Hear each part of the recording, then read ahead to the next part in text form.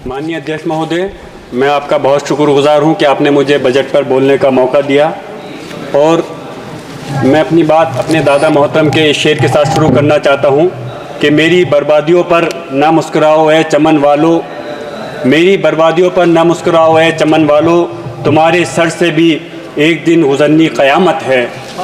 मैं आप लोगों से कहना चाहूँगा जो आज बजट का ढिंढोरा पीट रहे हैं कि ये बजट बहुत बड़ा बजट है और आम जनता के लिए बजट है, ये आम जनता के को बचाने के लिए बजट नहीं बल्कि ये बजट सरकार को बचाने वाला बजट है। मैं कहना चाहता हूँ कि इस वक्त आपने रोज़गार देने के नाम पर वादा किया था कि हम हर साल 2 करोड़ रोज़गार देंगे 2014 में, और 2014 से लेकर अब तक 10 साल हो गए। अगर आपने रोज़गार दिया होता तो 10 करोड़ रोज़गार होता और हर परिवार के अंदर एक आदमी को रोज़गार मिला होता, लेकिन आपने उनके साथ धोखा किया है। आप बताइए मुझे, जो आपने कहा था कि हम रोज़गार के नाम पे जो लोगों को ठगने का काम किया है, अगर आज कहीं भर्तियां निकलती भी हैं तो उनका पेपर लीक हो जाता है।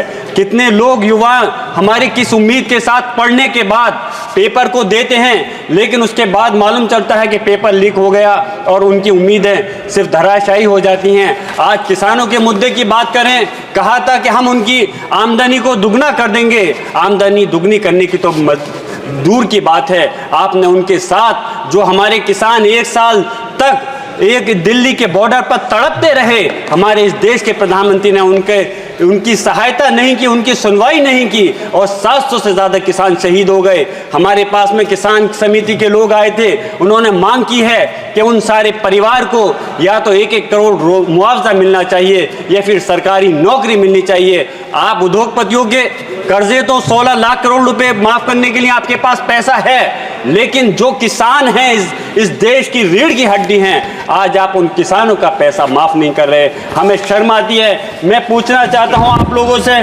कि इस वक्त आज एजुकेशन की अगर हम बात करें कि जो एजुकेशन के नाम पर हमारे अलीगढ़ मुस्लिम यूनिवर्सिटी, जहां से मैंने भी तालीम हासिल की है, और जामिया मिलिया इस्लामिया, आप उनका लगातार बजट घटाते जा रहे हैं। एएमयू के जो 5 कैंपस थे उनका वो बंद होने के कगार पे आ गए हैं। आप उनके साथ क्यों खिलवाड़ कर रहे हो? यूपीए के टाइम पर सच्चर कमेटी की रिपोर्ट थी कि मुसलमान दलितों से भी ज़्यादा पिछड़ चुका है, लेकिन आपने भाजपा कहती थी कि हम मुसलमान के हाथ में एक हाथ में कंप्यूटर देंगे और एक हाथ में हम उनके कुरान देंगे, लेकिन उन्होंने सिर्फ उनके साथ में धोखा किया, छलने का काम किया।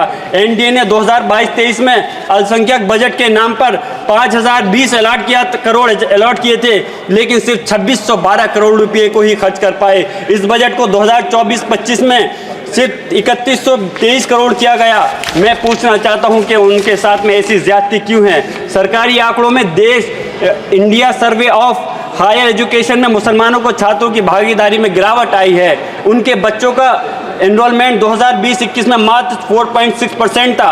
स्किल कॉलेज ऐसा हो गया है जैसे मुसलमानों को जाहिल रखना चाहते हैं। इसके सबसे बड़ी मिसाल एएमयू और जामिया का लगातार घटता बजट है। पीएम जब मुस्लिम मुल्क में जाते हैं तो उनका सम्मान होता है। अरब से पीएम अपने दोस्त उद्योगपतियों के लिए इन्वेस्टमेंट भी ला रहे हैं, अच्छी बात है, लेकिन जब भारत में मुसलमानों की आर्थिक, सामाजिक, तालीम और मुसलमानों की सुरक्षा के सवाल पर यूएन में अमेरिका की अल्पसंख्यक रिपोर्ट हमारे देश पर उंगली उठाती है तो सरकार के लिए शोभा की बात नहीं है।